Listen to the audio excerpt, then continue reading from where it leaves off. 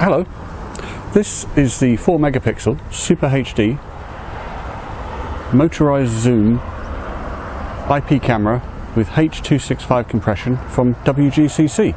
Did you get all that? Good. So it's 4 megapixel Super HD. That means it's 2560 by 1440 pixels. It's about halfway between Full HD and 4K. The zoom lens is 2.8mm to 12mm, which that's approximately 3.5 to 4 times optical zoom. And it's got H.265 compression enabled out of the box.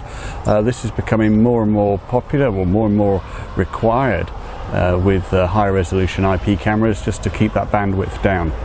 Oh, one other thing I didn't mention at the start is it's a power over Ethernet camera. In order to use this camera, you're going to need one of these, a router or a switch on your network with PoE, power over Ethernet ports, or a power over Ethernet injector like this one, or an NVR, a network video recorder with power over Ethernet ports. Installation, there's one. That was quite straightforward because it was replacing an existing power over Ethernet camera that I already had there. So already had the gubbins and the cable going into there, which is fed from the NVR, which is hidden away in the depths of my house somewhere. Now the second one wasn't quite such a straightforward installation.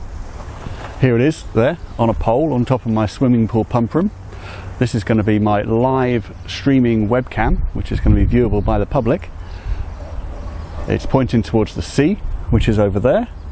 So viewers will be able to check the sea conditions to see if it's worth paddleboarding if it's calm, or windsurfing if it's a bit choppy.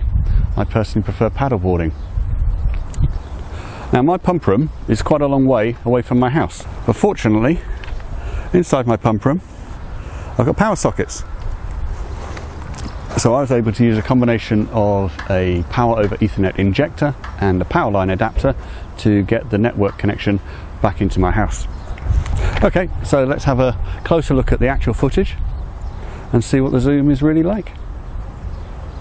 So this is the camera on the pole, the Sea View camera. Now one of the first things you'll see when this zooms in any second now is that as the camera zooms, it goes out of focus. There you go. So I'm now zooming into full zoom.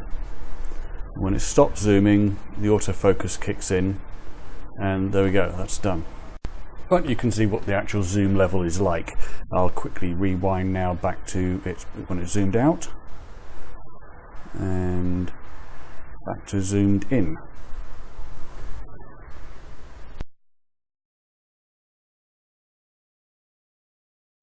Now to look at the zoom on the other camera, I'm actually going to view it in the web interface of the NVR that I've got it connected to. So here we are, we've got 4 screens. The camera with the zoom is this one top left. So I'll just double click on there. And if I want to bring up the zoom controls, I'll just click the icon down here. And now I can click zoom. As you can see, again, we've got that defocusing problem. But if I zoom all the way in,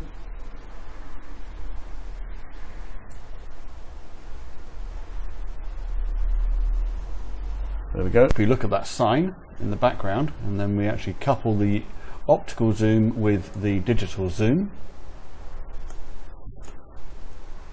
that sign is very easily readable, which it wasn't before. Now, although this user interface that we've got here talks about presets and so on, unfortunately you can't actually store presets on this camera, which is a bit of a shame. If you could, then you could, for example, on this view where you've got the fence, let's say that was a point of interest you wanted to keep an eye on, you could have motion triggering so that when motion was sensed it would zoom into the fence. But unfortunately this camera doesn't let you store the zoom levels as presets, so it's only really good for the zoom is only really good for when you're viewing it live. As I said before, we're looking at this through the web interface of the NVR that's recording this camera. I'm now going to switch to the web interface of the actual zoom camera itself. We'll switch to the zoom camera for the Sea View. We'll log in. So this is the web interface, completely self-contained within the camera itself. And you'll notice on here we've got the zoom controls on the top right, and they're slightly different. You don't have the long list of pan, tilt, zoom presets because this camera doesn't have that facility, and we're looking at the camera's web interface. We're zoomed in at the moment, completely zoomed in. I click the zoom out icon at the top right and it zooms out.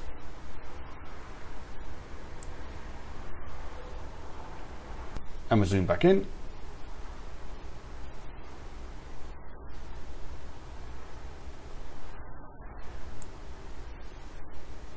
Now if we combine this view with the digital zoom, we can zoom into a particular area and have a closer look at the sea, and yes, the sea is looking pretty calm at the moment. So there you go, that's the web interface of the camera. It's, as with all WGCC cameras, it follows the same user interface that you'll find on other cameras like UniViews and OmniViews. Now one thing particularly useful that I found is, by default, the settings for the bitrate are quite conservative and actually result in not the best quality picture. So here's a little tip for you. If you've got one of these cameras, I'll give you an example. If I change the frame rate to, say, 25 H.265, it's set the bit rate to 1536. Now that's not going to give you the best quality by far. I would set that up to something like 5000, 6000 for the best quality.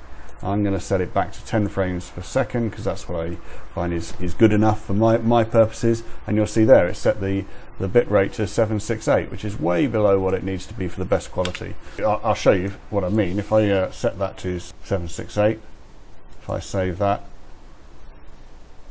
and go back to the live view, if we now zoom in using the digital zoom, we'll find it's a lot blockier. If you look at this, the cars going by, it's really quite blocky. Now I'm going to go back and quickly change that back to a higher level, and you'll see what I mean. Let's set that to 4000. Back to the live view.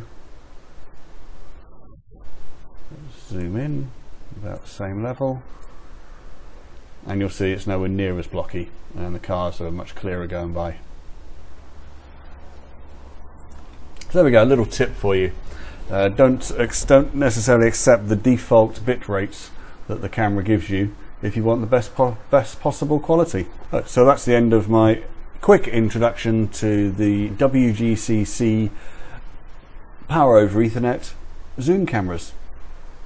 I'll be putting some much more detailed information on my blog at improdia.com. Thanks for watching.